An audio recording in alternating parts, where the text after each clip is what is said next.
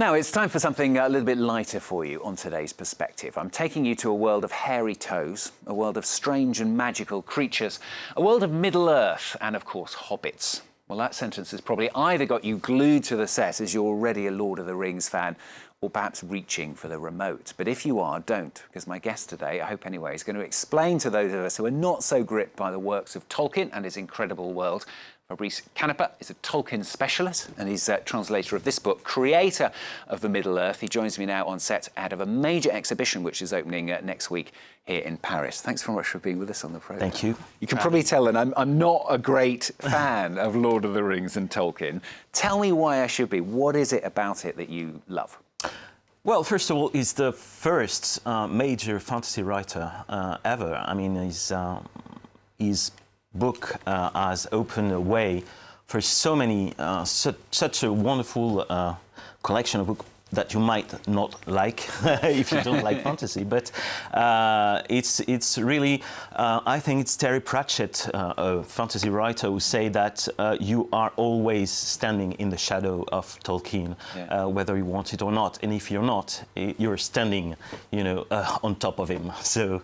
I mean, it is incredible, isn't it, the amount of people who are kind of really into it, and it almost becomes part of their life, doesn't it? I mean, there's the books, there's the films. I mean, it even went on, didn't there, were 3 films just on the Hobbit story. Might have been a little bit too much, but yes, it's obviously a universe, a world that grabs you and that brings you into this wonderful and magical and strange universe that's so different. It's the final escapist fantasy, really. So tell us a bit about the man himself, then, Tolkien. I mean, what is it about him, and how do you think he managed to create the world that he created? Oh, is definitely a paradox because I told you that the books are amazingly weird and fantastic and open, new vistas. The man was was a professor in Oxford, very conservative, I might say, very Catholic, and he spent most of his time teaching. He was certainly not a huge fan of interviews. He was living a very quiet life, a very hobbity life, maybe. Yeah. So there is a paradox here. I mean, he had this amazing inner life, this amazing, sense of a place, of languages, and it was all bottled up in him.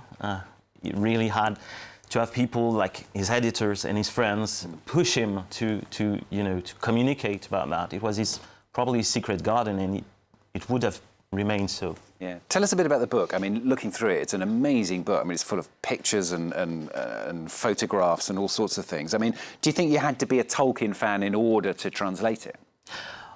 To translate it, yes, and I can tell you that it was a very difficult task, especially since there has been 2 major translations of Tolkien. One who was the older translation that the people born in the 20th century, like me, have known for most of their life, and also the people who discovered the Tolkien through the movies. They used the old translation. There is a new translation that has been created. So I didn't want to choose, so I had to use both. So as a translator, that was challenging. I had to retranslate things. I know that it is an option that I chose because I thought that Tolkien was a philologist and that every word was important.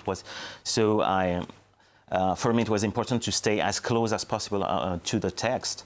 I know that some people didn't agree with this choice, so it's a difficult choice as a translator. As a reader, though, I think it's a wonderful book. I think it's the first time I had it in my hands, I was, I wondered, would you want to have so many objects about a guy who's dead anyway? So, and I realized that Catherine McElwain, the author, had managed to create a tapestry, a sort of kaleidoscopic vision of this author. So many things about his life, him as a teacher, him as a writer, him as a father, a son, and you get to really know him, through these objects, through these texts. It's an amazing experience. And being a translator, I mean, it's not always easy. I mean, there's a well-known story, isn't there, that Tolkien himself got into a big row with the man who translated his book into Swedish, saying that he changed words and changed certain things that actually happened in the book. That's the problem with translating philologists, I guess.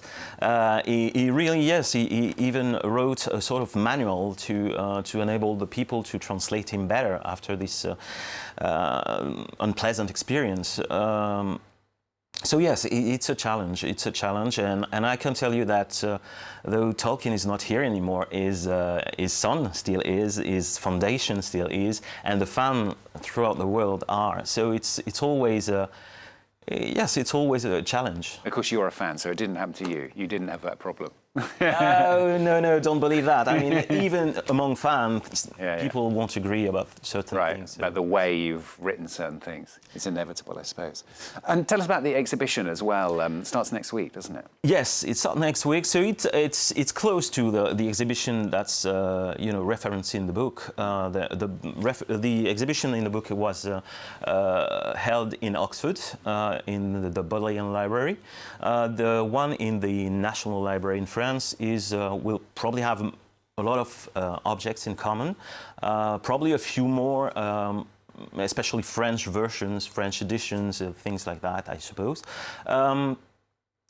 It's as I said, it's amazing to discover a man through so many different little cameras, on his life, so many different angles, so many things, and you get this very enriching experience to.